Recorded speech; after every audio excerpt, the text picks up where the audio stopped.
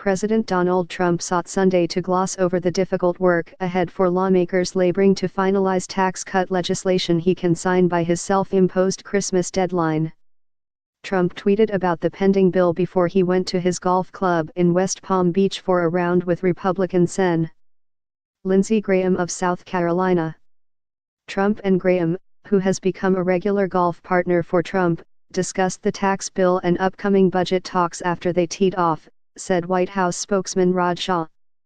Getting closer and closer on the tax cut bill. Shaping up even better than projected, Trump said on Twitter.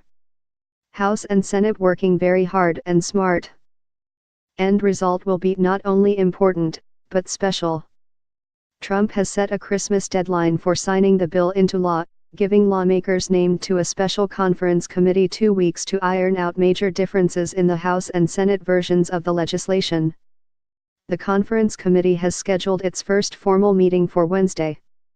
Both measures would cut taxes by about $1.5 trillion over the next decade while adding billions to the $20 trillion deficit, combining steep tax cuts for corporations with more modest reductions for most individuals.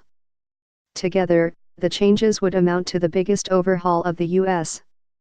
tax system in 30 years, touching every corner of society.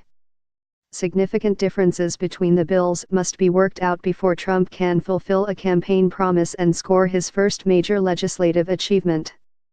The House bill collapses the 7 existing personal income tax brackets to 4, while the Senate version retains the 7 but changes their percentages. The mortgage interest deduction is more generous under the Senate bill.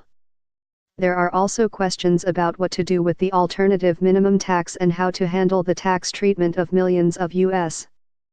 businesses organized as pass-throughs, as well as the federal deduction for state and local income taxes. The Senate bill ends the requirement that most consumers buy health insurance or pay a tax penalty, while the House measure avoids the issue. I can think of no better Christmas present for the American people than giving you a massive tax cut. That's what's happening, Trump said Friday night at a campaign rally in Pensacola.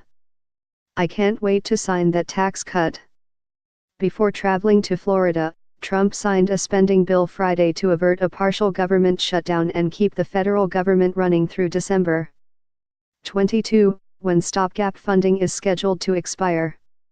The White House and lawmakers said the extension buys them more time to reach agreement on several end-of-year agenda items, including the budget, a children's health program and aid for hurricane-battered areas of the country. Trump spent the weekend at his Palm Beach estate, arriving from Pensacola. He was returning to the White House on Sunday night.